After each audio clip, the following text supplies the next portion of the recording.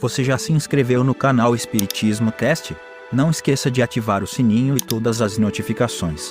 Assim te informaremos quando houver novos vídeos. E ajude a manter este trabalho voluntário, clicando em Seja Membro. Com isso você nos ajuda a produzir mais conteúdo sobre nossa rica doutrina, com a melhor qualidade técnica possível. E não se esqueça de clicar no like e compartilhar com seus amigos. Gratidão pela sua presença.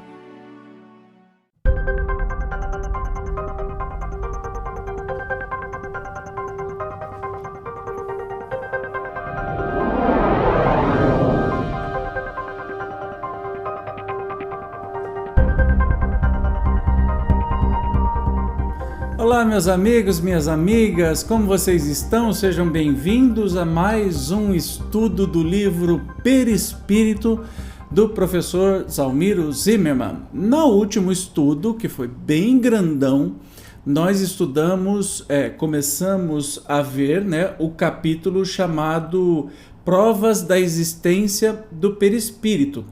E a primeira prova objetiva foi a materialização, mas vamos continuar. Hoje nós vamos falar sobre desdobramento, é a segunda prova objetiva. Então, sem demora, vamos para a leitura de hoje.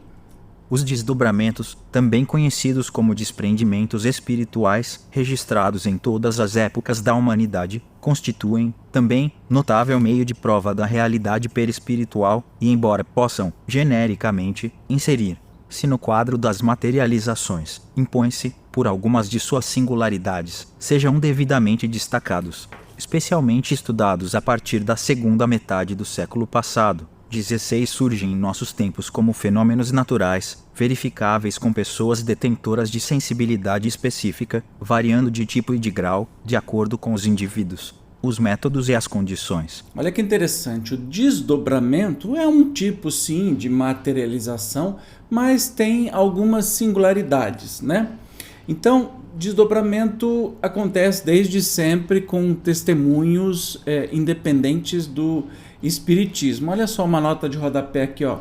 A história do Espiritismo registra, inclusive, processos notáveis de desdobramento desenvolvido sob as mais rigorosas condições de controle científico.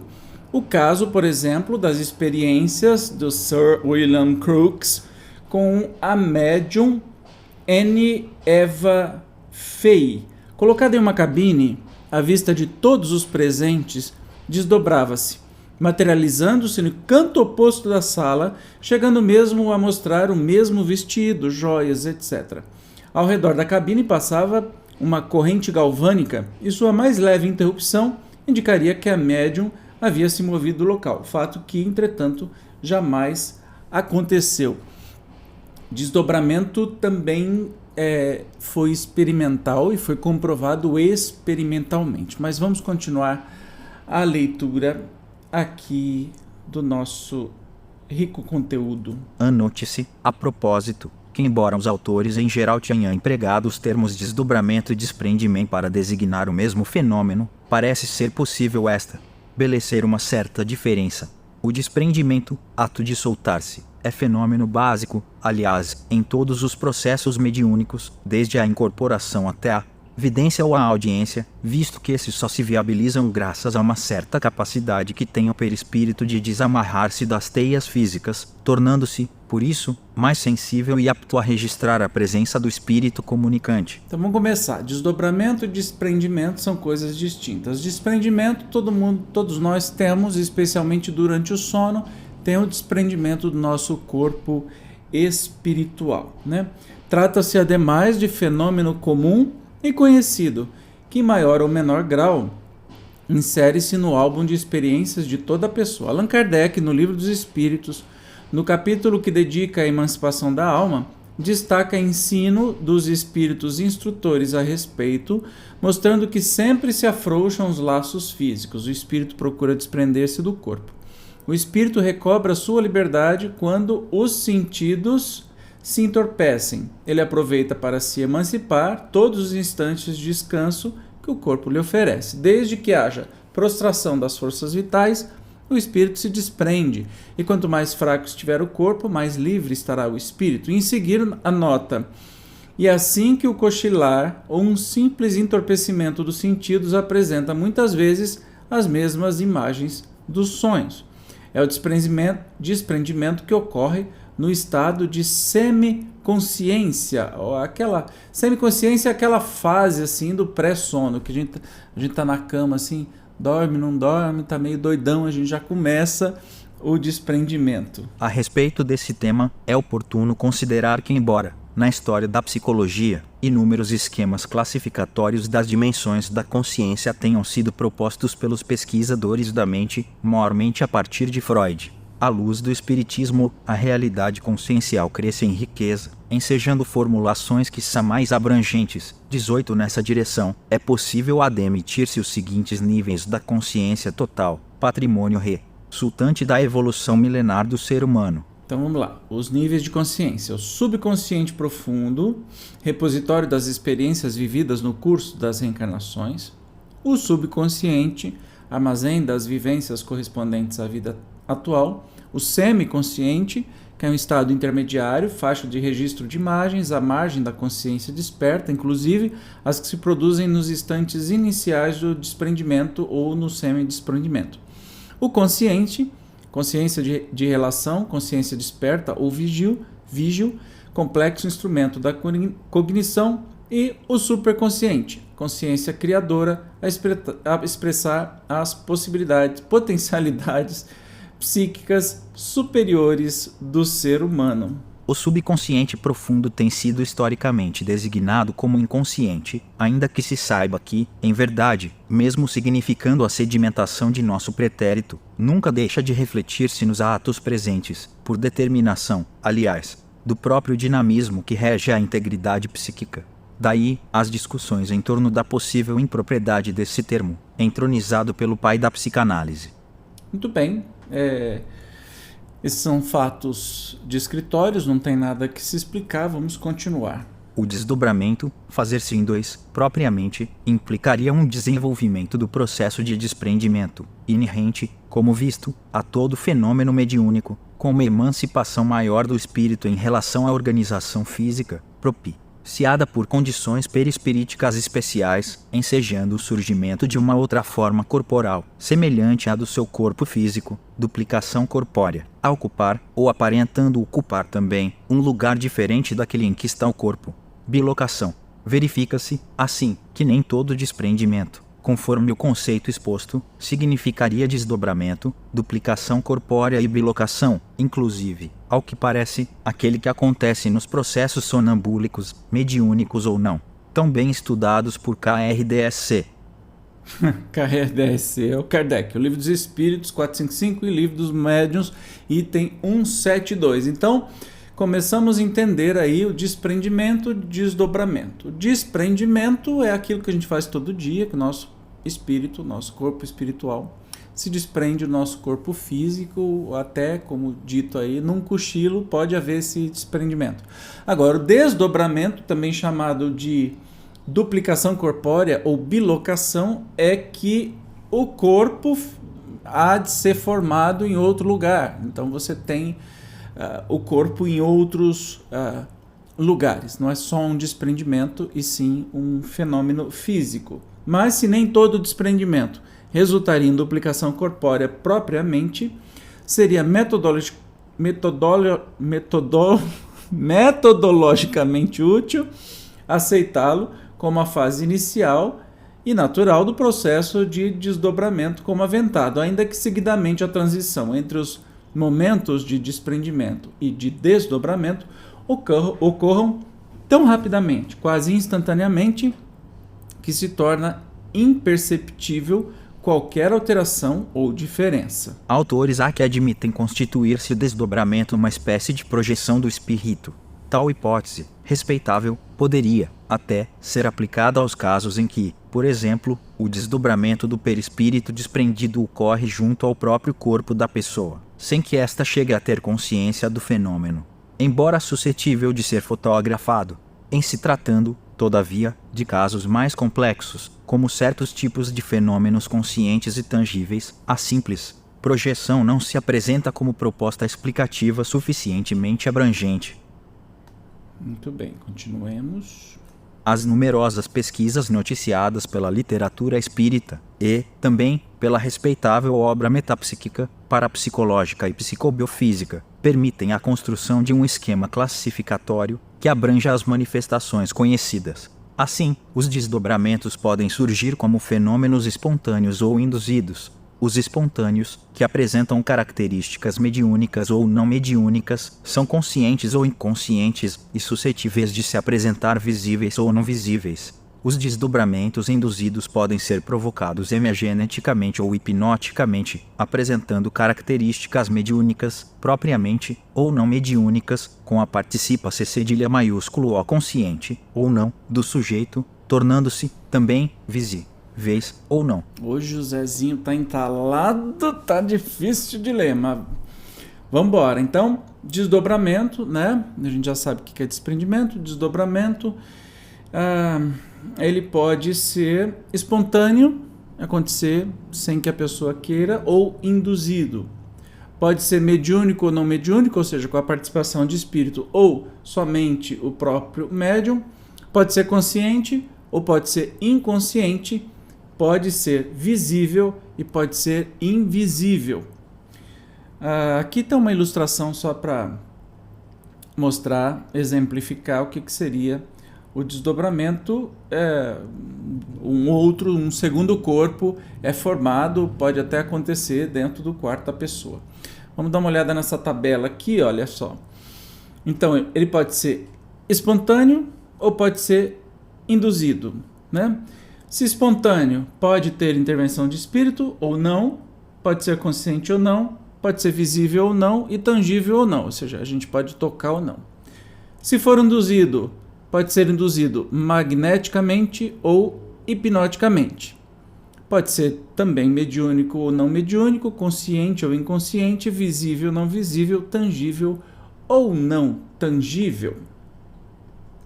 Os desdobramentos visíveis, tanto os espontâneos como os induzidos, podem se apresentar tangíveis ou não.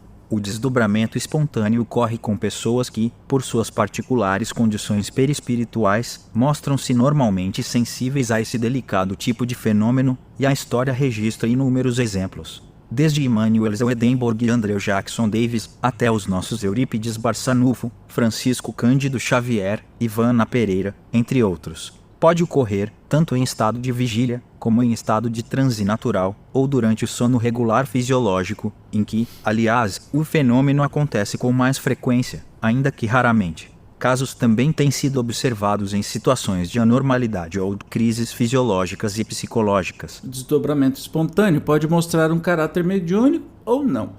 Caracteriza-se como mediúnico quando serve à manifestação de uma vontade estranha do sujeito, o médium, com vistas à orientação ou esclarecimento, ou até a mera comprovação da sobrevivência espiritual. Trata-se, aliás, de um fenômeno bem comum entre os médiums de incorporação, que, em se desprendendo e chegando ao desdobramento, facilitam mais a ação do espírito comunicante sobre seu equipamento físico, acompanhando, conscientemente, todo o processo, que não deixa, aliás, de receber, quase sempre, sua influência e sustentação. Então, no processo mediúnico, né, na tal incorporação, que ninguém entra no corpo, o perispírito do médium se desdobra. Então, pode não estar visível, mas está ali ao lado, né, facilitando a comunicação entre o espírito e o médium. A documentação farta e exuberante das ocorrências desse tipo, registradas por um contingente significativo de pesquisadores, espanca qualquer dúvida e, às vezes, chega a surpreender por sua diversidade e riqueza. Bozano, por exemplo, entre dezenas de casos comprovados e analisados, menciona uma experiência especialmente marcante, vivida pelo célebre médium William Stanton Moses, 1839-1892, o qual assim a descreve. Então vamos começar a ver estas ocorrências de desdobramento para entender melhor como é que o fenômeno acontece. Aqui o italiano Bozano, que teve um papel fundamental aí nas suas experiências com o perispírito e todos esses fatores que o envolvem. Enquanto era ditada a mensagem, meu espírito se achava separado do corpo, de modo que eu examinava, à distância, minha mão a escrever. A importância dos fatos é tal que precisa de uma exposição minuciosa e atenta do que se passou. Eram 2h30 da tarde e me achava sozinho em meu quarto. Repentinamente senti vontade de escrever mediunicamente, coisa que já não me sucedia há 2 meses. Sentei-me à mesa e a primeira parte da mensa foi escrita rapidamente, depois do que passei provavelmente ao estado de transe. Minha primeira recordação foi a de ter me visto em espírito, junto do meu corpo, que vi sentado à mesa, tendo a pena entre os dedos e a mão no papel. Observando tudo com imensa estupefação, notei que o corpo físico estava unido ao corpo espiritual por um cordão fino e luminoso e que os objetos materiais pareciam ser sombras, ao passo que os espíritos presentes pareciam sólidos e reais. Por detrás de meu corpo material achava-se Hector, espírito, com uma das mãos em minha cabeça e a outra superpondo a mão direita empunhando a pena. A pouca distância encontrava-se Imperator, com alguns espíritos que há muito se comunicavam comigo e depois ainda outros espíritos que eu conheci, dispostos em círculos e observando atentamente a experiência. Do teto, ou, antes, através do teto, espalhava-se uma luminosidade infinitamente doce e, por intervalos, raios azuis dardejavam meu corpo. Cada vez que tal se produzia, via meu corpo fremir e sobressaltar, era um meio de saturação e revigoramento dele. Observei, além disso, que a luz do dia era diluída, que a janela parecia escurecida e que a luminosidade que permitia enxergar era de origem espiritual. Imperator explicou que eu estava assistindo a uma cena real, que me era oferecida para me instruir sobre o modo de operar dos espíritos. Vi Hector ocupado em escrever, mas a ação não se produzia como eu imaginava, isto é, guiando minha mão e impressionando meu espírito, mas sim, projetando um raio de luz azul sobre a pena, força que assim projetada provocava o seu movimento, que obedecia à vontade do espírito dirigente, com o intuito de me provar que a mão não passava de um simples instrumento, não essencial à ação. Foi-me a pena arrebatada da mão e permaneceu na mesma posição por efeito de um raio luminoso projetado sobre ela que, para maior surpresa, continuou a se mover, escrevendo sozinha, maravilha que me arrancou uma espécie de grito, sendo logo advertido de que deveria permanecer tranquilo e não perturbar a gênese dos fenômenos. Resultou daí que grande parte da mensagem obtida foi efetivamente escrita sem o auxílio das mãos humanas e sem nenhuma intervenção de meu pensamento e de meu espírito. Mas me foi explicado que não era fácil escrever assim sem auxílio do organismo humano e que a ortografia das palavras escritas em tais condições seria incorreta. De fato, tive a ocasião de verificar que tal acontecera com a parte da mensagem assim conseguida. Passado certo tempo, ordenaram-me que eu reentrasse em meu corpo e imediatamente tomasse nota de quanto havia visto. Já não me recordo do instante em que tal aconteceu, presumindo que o meu espírito tornou a passar pelo estado de transe. No momento em que redijo estas notas, só sinto leve dor de cabeça. Estou absolutamente certo do que aconteceu e o transcrevo lentamente, exatamente, sem o menor exagero. Posso ter omitido certos fatos, mas nada alterei, nada acrescentei. Você pode ler isso, a obra do Ernesto Bozano, Fenômenos de Bilocação, Desdobramento. Bem interessante, são relatos, eu não vou interferir nisso porque a gente está aprendendo junto e os relatos não tem nem o que se comentar, mas aqui um exemplo de um médium, né, que disse como tudo acontecia. Mas vamos continuar aqui na nossa leitura. Observe-se, enfim, que nesse capítulo devem ser também arrolados os casos de desdobramento consciente do sujeito, seguido de sua incorporação em outro médium, como, por exemplo, deu mostra, em diversas oportunidades, Francisco Cândido Xavier, evidenciando as extraordinárias possibilidades do perispírito. A literatura espírita, aliás, é rica em relatos de comunicações de espíritos encarnados, através de vários tipos de recursos mediúnicos e em circunstâncias e condições as mais diversas, rigorosamente comprovados por respeitáveis investigadores de ontem e de hoje. A esse respeito merecem destaque a propósito, entre outros, os trabalhos clássicos de Alexandre Aksakov, Emma Britton e Ernesto Bozano, que através de relatos inquestionáveis mostraram ainda quando a humanidade recém começava a conhecer o espiritismo, a realidade desse extraordinário tipo de fenômeno. Nos desdobramentos não mediúnicos, o sujeito manifesta suas próprias impressões e opiniões, não comparecendo, pois, como um intermediário direto, ainda que, mesmo assim, possa servir aos interesses superiores da espiritualidade maior, anote-se. Todavia, que, com o mesmo sujeito, podem ocorrer, normalmente, os dois tipos de processo, mediúnico ou não, uma vez que, de resto, a dinâmica é a mesma. Observou Kardec, a propósito, que já o fenômeno sonambúlico, em que o desprendimento pode chegar, ou não, ao desdobramento, pode apresentar caráter mediúnico ou não. Inúmeros são também os casos comprovados de desdobramento não mediúnico. Então, assim como materialização pode ser mediúnica, né, que é coordenada por espírito, o desdobramento também pode ser coordenado trabalho por espíritos ou pode ser espontâneo e resultado do médium. Serve de notável exemplo um dos inúmeros fatos ocorridos com o famoso médium de Sacramento, em Minas Gerais, Eurípides Barçanufo, relatado por Inácio Ferreira. Então, vamos entender o que aconteceu com o nosso querido Barçanufo.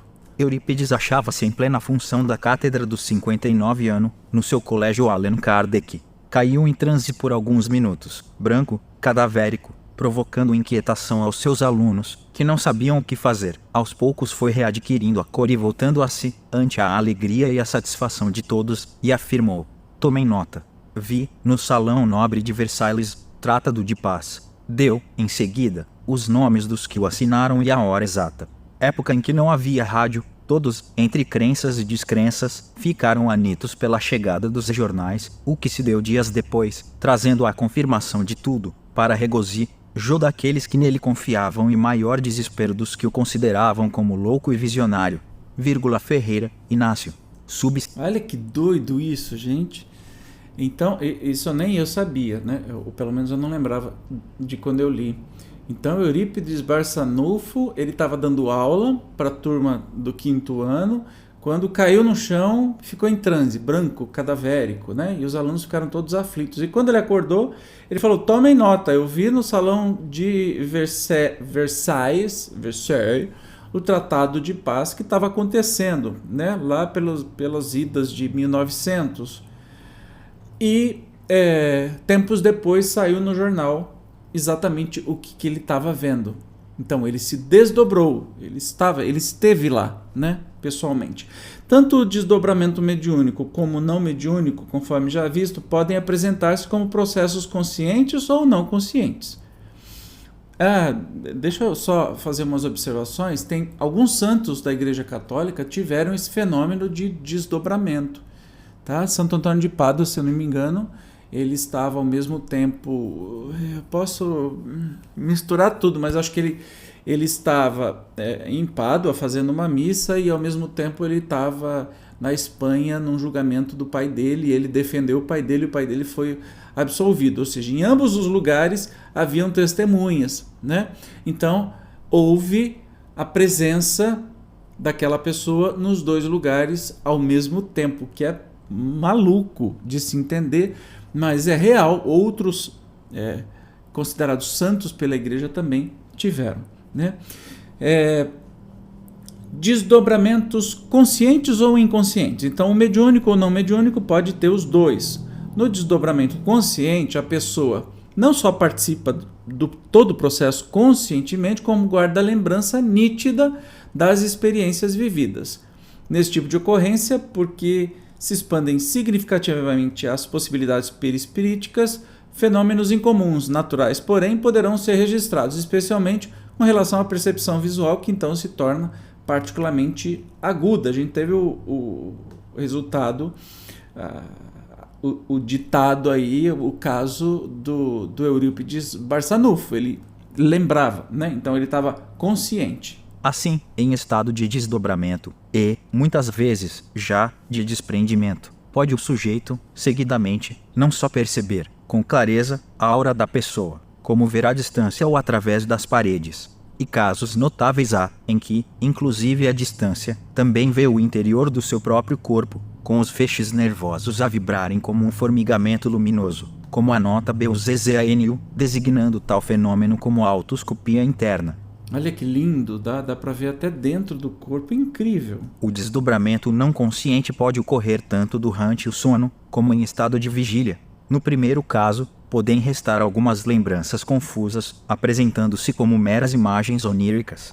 No segundo, embora o duplo do sujeito possa até ser visto por terceiros, ele próprio nenhuma consciência tendo acontecido. A literatura é pródiga também em relatos de fenômenos desse tipo, desde o desdobramento parcial, semidesdobramento, junto ao próprio corpo, como se fosse ainda a sua projeção, sem que o sujeito sequer se aperceba do que acontece, até os casos notáveis em que o duplo da pessoa é por todos visto, em ação relativamente independente, até sem que o sujeito também tenha consciência do fato, como foi, por exemplo, o caso célebre do desdobramento não consciente e não mediúnico da professora Emília Sagi, documentado pelo famoso investigador russo, lente da então Academia de Leipzig, Alexander Nikolaevich. Eu tô ótimo no russo, né? Alexander Nikolaevich Aksakov, cujo relato, por sua importância histórica e científica, impõe inteira transcrição. Então vamos lá no relato desse desdobramento. Em 1845 existia na Livônia, e ainda existe, cerca de 36 milhas inglesas de Riga e a 1,5 léguas da pequena cidade de Volmar, uma instituição para moças nobres, designada sob o nome de Colégio de Neuwelk. O diretor, naquela época, era o Sr. Bush. O número das colegiais, quase todas de famílias livonesas nobres, elevava-se a 42. Entre elas se achava a segunda filha do barão de Gudenstube, da idade de 13 anos. No número das professoras havia uma francesa, a jovem Emília Sagi, nascida em Dijon. Tinha o tipo do norte, de belíssima aparência, de olhos azuis claros, cabelos castanhos, era esbelta e de estatura pouco acima da mediana, tinha gênio amável, dócil e alegre, porém um pouco tímida e de temperamento nervoso. Um pouco excitável. Sua saúde era ordinariamente boa, e, durante todo o tempo, 1 ano e meio, em que ela esteve em Neuwelk, não teve mais do que 1 ou 2 indisposições passageiras.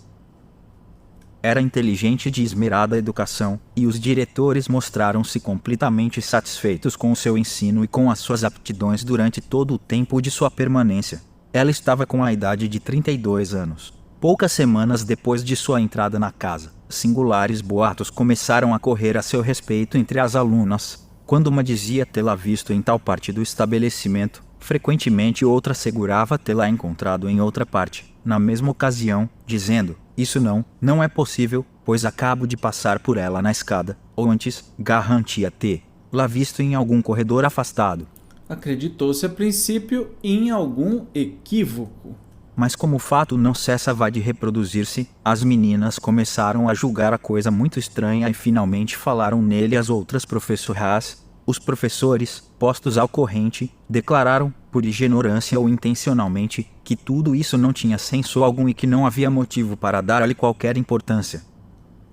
Mas as coisas não tardaram a complicar-se e tomaram um caráter que excluía toda a possibilidade de fantasia ou de erro. Certo dia em que Emília Sagi dava uma lição a 13 dessas meninas, entre as quais a jovem Gudenstube, e que, para melhor fazer compreender a sua demonstração, escrevia a passagem a explicar no quadro negro. As alunas viram de repente, com grande terror, 2 jovens Sagi, uma ao lado da outra.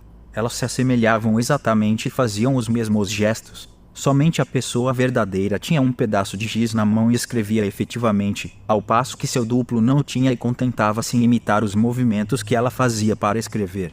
Daí, grande sensação no estabelecimento, tanto mais porque as meninas, sem exceção, tinham visto a segunda forma e estavam de perfeito acordo na descrição que faziam do fenômeno.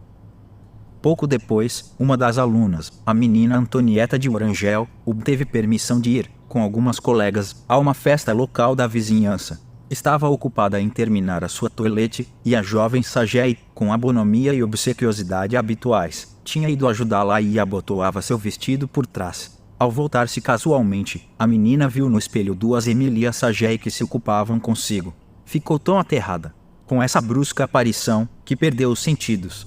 Meu Deus, imagine só a situação. Passaram-se meses e fenômenos semelhantes continuaram a produzir-se. Via-se de tempos em tempos, ao jantar, o duplo da professora de pé, por trás de sua cadeira, imitando seus movimentos enquanto ela jantava, porém sem faca, sem garfo, nem comida nas mãos. Alunas e criadas de servir à mesa testemunharam o fato da mesma maneira. Entretanto, nem sempre sucedia que o duplo imitasse os movimentos da pessoa verdadeira. Às vezes, quando esta se levantava da cadeira, via-se seu duplo ficar sentado ali. Em certa ocasião, estando de cama por causa de um defluxo, a menina de quem se tratou, a menina de Orangel, que lhe fazia uma leitura para distraí-la, viu-a empalidecer de repente e contorcer-se como se fosse perder os sentidos. Em seguida, a menina, atemorizada, perguntou-lhe se sentia pior. Ela respondeu que não, mas com voz muito fraca e desfalecida. A menina de Orangel, voltando-se casualmente alguns instantes depois, divisou muito indistintamente o duplo da doente passeando a passos largos no aposento.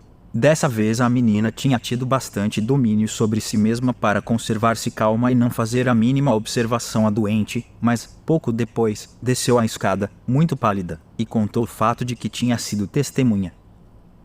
O caso mais notável, porém, dessa atividade, na aparência independente, das duas formas, é certamente o seguinte: certo dia, todas as alunas, em número de 42, estavam reunidas em um mesmo aposento e ocupadas em trabalhos de bordado. Era um salão do andar térreo do edifício principal, com 4 grandes janelas, ou antes, 4 portas envidraçadas que se abriam diretamente para o patamar da escada e conduziam ao jardim muito extenso pertencente ao estabelecimento. No centro da sala, havia uma grande mesa diante da qual se reuniam habitualmente as diversas classes para se entregarem a trabalhos de agulha ou a outros análogos. Naquele dia as jovens colegiais estavam todas sentadas diante da mesa, e podiam ver perfeitamente o que se passava no jardim, ao mesmo tempo que trabalhavam. Viam a jovem Sagé, ocupada em colher flores, nas proximidades da casa. Era uma das suas distrações prediletas. No extremo da mesa, em posição elevada, conservava-se uma outra professora, incumbida da vigilância e sentada numa poltrona de marroquim verde. Em dado momento, essa senhora desapareceu e a poltrona ficou desocupada. Mas foi apenas por pouco tempo, pois que as meninas viram ali de repente a forma da jovem Sagé. Imediatamente elas dirigiram a vista para o jardim e viram-na sempre ocupada em colher flores. Apenas seus movimentos eram mais lentos e pesados, semelhantes aos de uma pessoa sonolenta ou exausta de fadiga. De novo dirigiram os olhos para a poltrona, em que o duplo estava sentado, silencioso e imóvel, mas com tal aparência de realidade que, se não tivessem visto a jovem Sagé e não soubessem que ela tinha aparecido na poltrona sem ter entrado na sala, acreditariam que era ela em pessoa. Convictas, no entanto, de que não se tratava de uma pessoa real, e pouco habituadas com essas manifestações extraordinárias, 2 das mais ousadas alunas se aproximaram da poltrona e, tocando na aparição, acreditaram sentir uma certa resistência, comparável à que teria oferecido um leve tecido de musselina ou de crepe. Uma delas chegou mesmo a passar defronte da poltrona e a atravessar na realidade uma parte da forma. Apesar disso, essa durou ainda por certo tempo. Depois, desfez-se gradualmente. Imediatamente notou-se que a jovem Sagé tinha recomeçado a colheita de suas flores com a vivacidade habitual. As 42 colegiais verificaram o fenômeno da mesma maneira. Algumas dentre elas perguntaram em seguida à jovem Sagé se, naquela ocasião, ela tinha experimentado alguma coisa de particular. Esta respondeu que apenas se recordava de ter pensado, diante da poltrona desocupada: eu preferiria que a professora não se tivesse ido embora. Certamente, essas meninas vão perder o tempo e cometer alguma travessura. Esses curiosos fenômenos duraram com diversas variantes, cerca de 18 meses, isto é, por todo o tempo em que a jovem Sagé conservou seu emprego em New York, durante uma parte dos anos 1845, 1846. Entretanto, houve intervalos de calma de muitas semanas. Essas manifestações se davam principalmente em ocasiões em que ela estava muito preocupada ou muito aplicada aos seus serviços. Notou-se que à medida que o duplo se tornava mais nítido e adquiria maior consistência, a própria pessoa ficava mais rígida e enfraquecida, e reciprocamente, que, à medida que o duplo se desfazia, o ser corpóreo readquiria suas forças. Ela própria era inconsciente do que se passava e só ficava sabendo do ocorrido quando lhe o diziam. Ordinariamente os olhares das pessoas presentes avisavam-na. Nunca teve ocasião de ver a aparição de seu duplo, do mesmo modo parecia não a perceber se da rigidez e inércia que se apoderavam dela quando seu duplo era visto por outras pessoas. Durante os 18 meses em que a baronesa Júlia de Guldenstube teve a oportunidade de ser testemunha desses fenômenos e de ouvir falar a tal respeito, nunca se apresentou o caso da aparição do duplo a grande distância, por exemplo, a muitas léguas da pessoa corpórea. Algumas vezes, entretanto, o duplo aparecia durante seus passeios na vizinhança quando a distância não era muito grande. As mais das vezes era no interior do estabelecimento. Todo o pessoal da casa o tinha visto. O duplo parecia ser visível para todas as pessoas sem distinção, sem nem idade e nem sexo. Pode-se facilmente imaginar que um fenômeno tão extraordinário não pudesse apresentar-se com essa insistência durante mais de um ano em uma instituição desse gênero, sem a lhe dar prejuízo. Desde que ficou bem estabelecido que a aparição do duplo da jovem Sagiae, verificada a princípio na classe que ela dirigia, depois em toda a escola, não era um simples fato de imaginação. A coisa chegou aos ouvidos dos pais. Algumas das mais tímidas dentre as colegiais testemunhavam uma viva excitação e desfaziam-se em recriminações todas as vezes que o acaso as tornava testemunhas de uma coisa tão estranha e tão inexplicável. Naturalmente, os pais começaram a experimentar escrúpulo em deixar suas filhas por mais tempo sob semelhante influência, e muitas alunas, que tinham saído em férias, não mais voltaram. No fim de 18 meses, havia apenas 12 alunas das 42 que eram. Por maior que fosse a repugnância que tivessem com isso, foi preciso que os diretores sacrificassem Emília Sagiae. Ao ser despedida, a jovem, desesperada, exclamou, em presença da jovem Júlia de Guldenstube, ou já pela 19ª vez, é duro de suportar. Quando lhe perguntaram o que queria dizer com isso, ela respondeu que por toda a parte por onde tinha passado, e desde o começo de sua carreira de professora, na idade de 16 anos, tinha estado em 18 casas antes de ir a Neuwelk. Os mesmos fenômenos se tinham produzido, motivando sua destituição. Como os diretores desses estabelecimentos estavam insatisfeitos com ela em todos os outros pontos de vista, davam-lhe de cada vez excelentes certificados. Em razão dessas circunstâncias, ela se via na necessidade de procurar de cada vez uma nova colocação em lugar tão distanciado do precedente quanto possível. Depois de ter deixado Neuwelk, retirou-se durante algum tempo para perto dali, para a companhia de uma cunhada que tinha muitos filhos ainda pequenos. A jovem de Guldenstube foi visitá-la ali e soube que esses meninos, de idade de 3 a 4 anos, conheciam as particularidades de seu desdobramento. Eles tinham o hábito de dizer que viam duas tias Emília. Mais tarde, se dirigiu ao interior da Rússia, e a jovem de Guldenstube não mais ouviu falar a seu respeito. Eu soube de todos estes pormenores por intermédio da própria jovem de Guldenstube, que espontaneamente me dá a autorização de publicá-los com a indicação de nomes, de lugar e de data.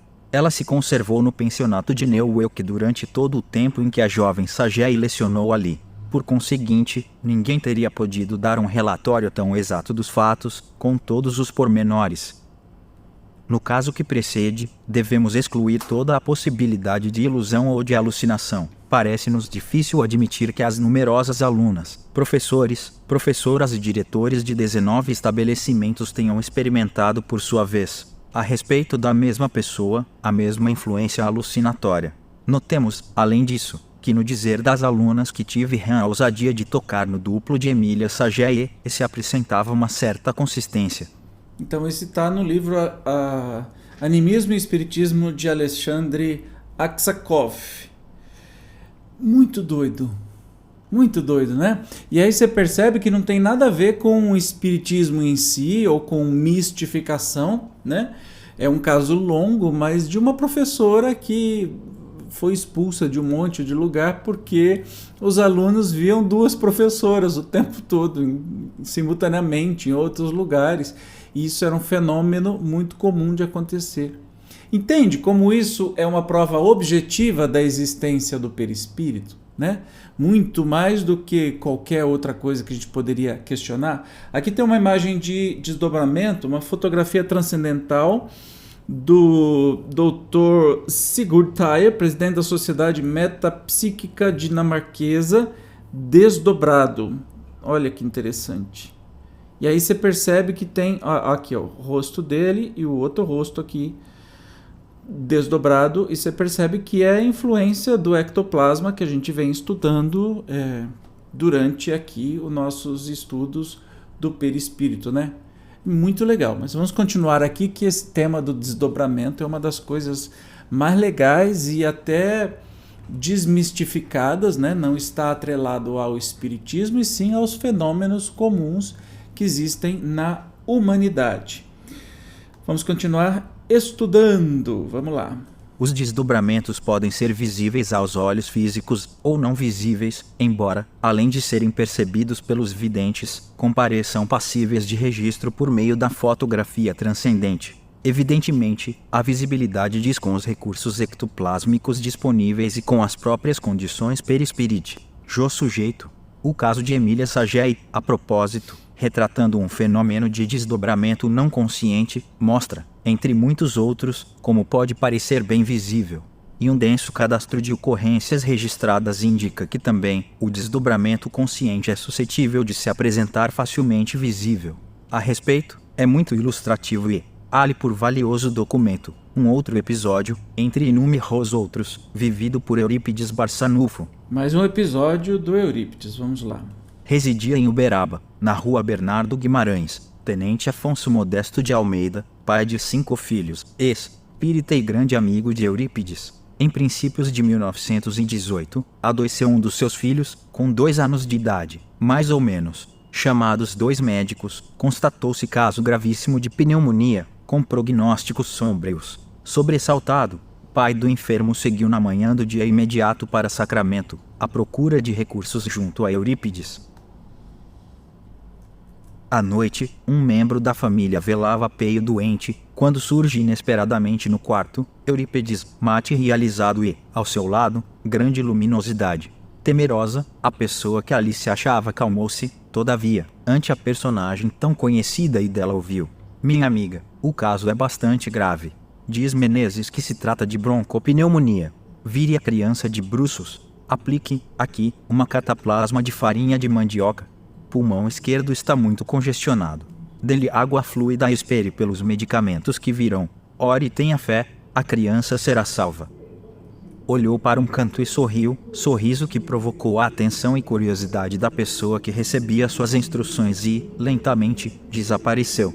No dia seguinte chegara de Sacramento o pai do enfermo, trazendo os medicamentos. Entusiasmado e alegre foi dizendo: Olhem a touquinha vermelha que Eurípides viu, à noite, quando aqui esteve. Meu Deus, Eurípides esteve aqui com o Dr. Bezerra e curou o meu filho. Sim, Eurípides lhe dissera que, à noite, com o Dr. Bezerra, esteve em sua casa examinando o doente. Sorrira porque havia anotado, em um canto, uma touquinha vermelha, fato que ressaltou como testemunho e prova da sua presença inegável, em espírito, em seu lar. Eurípides Barçanufo, centenário de seu nascimento. Isso tá na Revista do Reformador, em maio de 1980. Gente, é lindo demais, né? É lindo demais. Essas histórias são encantadoras, tanto fora do país quanto aqui no país, com pessoas de altíssima consideração que o movimento espírita tem, como Eurípides Barçanufo. Aqui tem uma foto, desdobramento famosa do Conde de Bullé e do espírito sua irmã, então encarnada e vivendo em Baltimore, Estados Unidos. No momento da foto eram 11 horas em Paris e 6h30 em Baltimore. Ela dormia. Olha que curioso, o irmão e a irmã, ele vivendo em Paris e ela em Baltimore, nos Estados Unidos, e isso saiu numa fotografia. Lindo demais. Vamos continuar? Vamos continuar. Finalmente, os desdobramentos podem surgir tangíveis ou não tangíveis, sabendo-se que a tangibilidade pode revelar, às vezes, surpreendente consistência. O duplo se torna tão material que bate a porta. Delane. Gabriel. A alma é imortal. 6 ED, Rio de Janeiro, Feb 1990 p. Desculpa, eu botei ele para ler aqui. Então pode ser tangível ou não tangível. O que é tangível? É aquilo que a gente consegue tocar. De fato, casos há de aparição tangível, tanto no desdobramento, como na materialização de espíritos desencarnados, em que a aglutinação do ectoplasma surge tão densa que se apercebe como um corpo perfeitamente sólido, prestando-se, inclusive, a avaliações de caráter estereológico, pois que suscetível de ser medido, apalpado, pesado, examinado, enfim, em todos os detalhes, como, aliás, rigorosamente demonstrado por William Crookes, 1832-1919, em seus célebres experimentos com a médium Florence Cook, 1856-1904, e Kate King, Espírito. A respeito, muitos são, também, os fatos conhecidos, embora alguns, é claro, apresentem-se suscetíveis de discussão. Kardec, por exemplo, cita, entre outros, este caso. Vamos então ver um caso citado por Kardec. O juiz de Cantão, em FR, mandou certo dia seu amanuense a uma aldeia dos arredores. Passado algum tempo, ele viu entrar de novo, tomar-lhe um livro no armário e folheá-lo. Perguntou-lhe bruscamente por que ainda não fora onde o mandara. A essas palavras, o amanuense desapareceu. O livro cai no chão e o juiz o coloca em cima de uma mesa, aberto como caíra. À tarde, de regresso ao amanuense, o juiz o interrogou sobre se lhe acontecera alguma coisa em caminho, se tinha voltado à sala onde naquele momento se achavam. Não, respondeu. O amanuense: fiz a viagem na companhia de um amigo. Ao atravessarmos a floresta, pusemos-nos a discutir acerca de uma planta que encontráramos e eu lhe disse que se eu estivesse em casa, fácil me seria mostrar-lhe uma página de Linneu que me daria razão. Era justamente esse livro que ficaria aberto na página indicada. Isso está em Obras Póstumas, por Allan Kardec. Olha que interessante. Fatos é que não faltam que comprovam o desdobramento, né? Episódios como esse revelariam possibilidades perispiríticas realmente extraordinárias. Todavia, tudo leva a crer que, em se tratando de uma manifestação que pareça assim tão material, ectoplasma é matéria, o sujeito dificilmente permaneceria totalmente desperto. Por isso, aliás, o oportuno e sábio comentário do codificador, num caso desses, seria preciso comprovar de maneira positiva o estado do corpo no momento da aparição. Até prova em contrário, duvidamos de que o fato seja possível, desde que o corpo se ache em atividade inteligente, o Pipecites. De fato, mais razoável seria aceitar que o sujeito, ao se desdobrar, estivesse em transe passageiro, ainda que se superficial. Então, uma das coisas, né? Quando há este desdobramento, a pessoa, o corpo físico da pessoa fica meio letárgico, meio num transe. Vocês perceberam em todos os relatos que a gente está vendo assim, que sempre tem alguma coisa nesse sentido, de que a menina lá estava colhendo flores, aí ela ficou meio...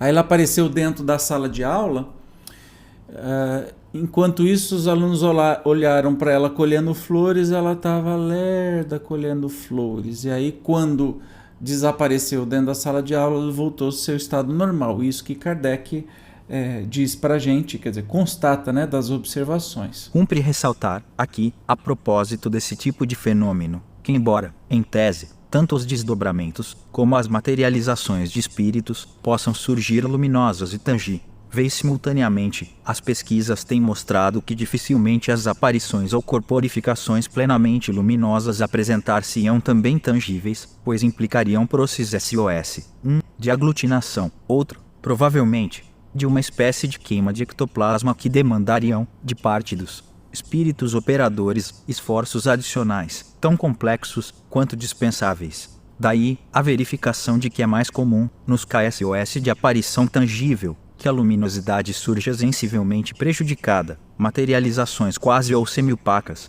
Então, esse desdobramento sempre se dá assim, de uma maneira em que o corpo desdobrado, né, o que não é físico, ele geralmente não seja tangível, pode até ser semi-opaco, né? Porque senão exigiria uma força incrível e um conteúdo de ectoplasma muito grande. O desdobramento induzido difere do espontâneo, por resultar de uma ação específica que deflagra o processo. O sujeito pode ser induzido ao desdobramento magneticamente ou hipnoticamente, apresentando-se muito tênues. Na verdade, as diferenças entre os dois processos, facilmente confundíveis, aliás, e não sendo raro, até, que ambos sejam empregados conjugadamente numa mesma operação. A indução magnética é normalmente aplicada pelos espíritos em tarefa de ajuda aos médiums, especialmente para que consigam desprender-se e, se for o caso, desdobrar-se, facilitando aos comunicantes o uso de seu equipamento físico para o trabalho psicofônico e psicográfico, entre outros. Outras vezes, próprio desdobramento surge como um fim em si mesmo, propiciando, sob a égide dos responsáveis espirituais, alcances ou percepções úteis ao trabalho demonstrativo ou de esclarecimento. Então nós temos aí desdobramento espontâneo ou induzido. O induzido pode ser por ação magnética ou também por hipnose.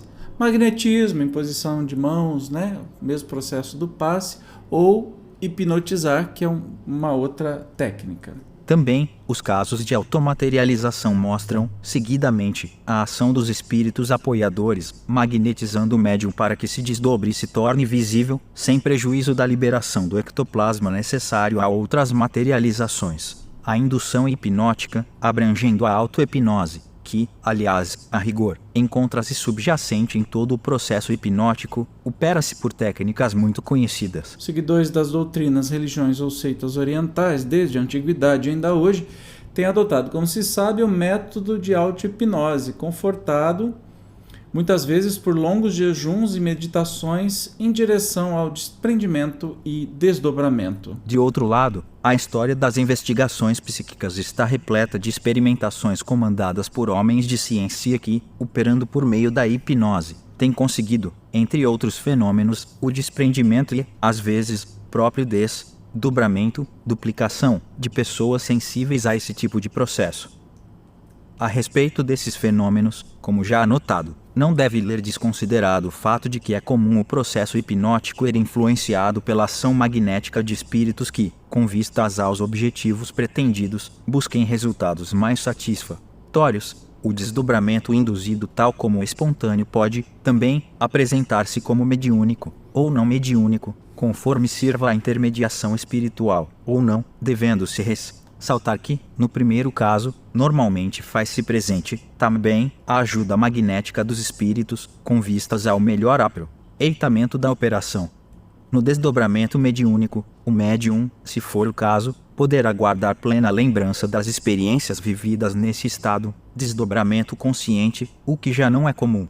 Nos processos não mediúnicos, quase sempre não consciente.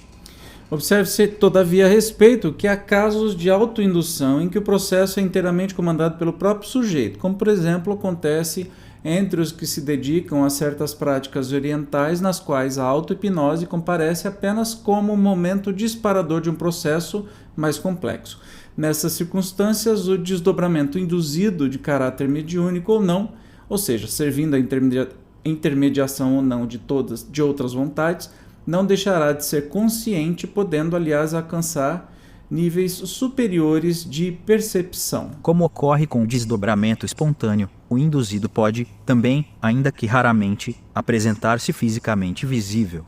O comum, porém, é só ser percebido via vidência. Finalmente, como acontece nos processos espontâneos, os desdobramentos induzidos podem, também, apresentar-se tangíveis, casos raríssimos, ou não tangíveis, conforme a massa disponível de ectoplasma, as condições perispiríticas do sujeito e, mormente, os objetivos perseguidos. Importante marcar, aqui, a semelhança entre os processos espontâneos induzidos, os quais, basicamente, guardam relação com o mesmo tipo de sensibilidade.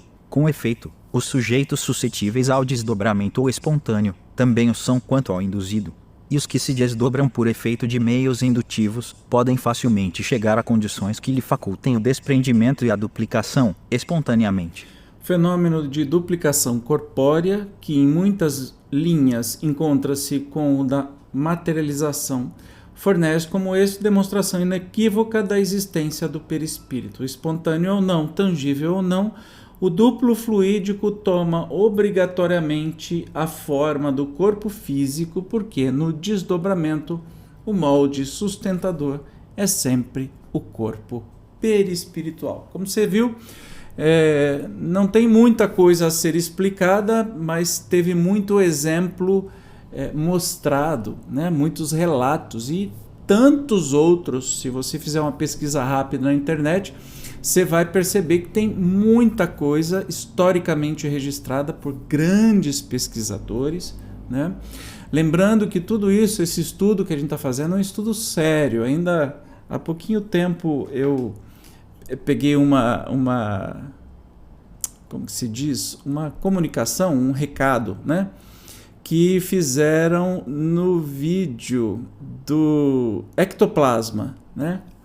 E aí uma pessoa que tem um nome que eu não sei dizer, Dr. House, só escreve assim, entra no vídeo, ectoplasma, e diz: tudo farsa, nas próprias fotos mostram o pedaço de pano saído pelo lado do ombro do charlatão. Eu acho curioso que as pessoas são todas juízes, né? Todo mundo vê um negócio e se acha completamente experiente e com conhecimento de causa para dizer o que é, o que não é, o que é verdade, o que é inverdade. Aí a gente vai investigar tantos pesquisadores, tantos cientistas, como William Crookes, por exemplo, Charles Richer, gente de um tamanho imenso, registrado na história da humanidade, né? Cientistas consagrados que, com métodos científicos, trouxeram aí resultados, experiências, fotografias e tudo mais registrado, livros escritos. Aí vem um Dr. House e diz que isso é tudo charlatanismo. Então, gente, você acredita naquilo que você quiser. Hoje em dia as pessoas não acreditam que o homem chegou na Lua, acha que a Terra é plana, que vacina mata ou que vacina não funciona. Paciência, a gente nunca vai conseguir. Acho que cada um acredita naquilo que quer, mas nós trazemos aqui nesse estudo sério, justamente, vocês estão aqui comigo faz quase uma hora, estamos estudando um livro deste teor, né, deste tamanho, desta grossura, com experiências da humanidade, né, sobre o assunto, para estudarmos como é que funciona o perispírito. Eu tenho certeza que você, assim como eu, somos interessados e curiosos naquilo que as evidências trazem, né? E a gente vai aprendendo um pouquinho mais do que é a vida do lado de lá, o que é o nosso corpo espiritual, e assim vai. Maravilha? E hoje, então, encerramos o nosso estudo sobre desdobramento. Se ficou alguma dúvida, você comente aí. No próximo, nós vamos falar sobre fotografia transcendente. Lembrando, estamos no capítulo Provas da Existência do Perispírito. Nós estamos nas provas objetivas, ou seja, não há como se contestar, porque está tudo registrado, provado, fotografado, testemunhado. Eu te encontro, então, no próximo estudo do perispírito. Tchau!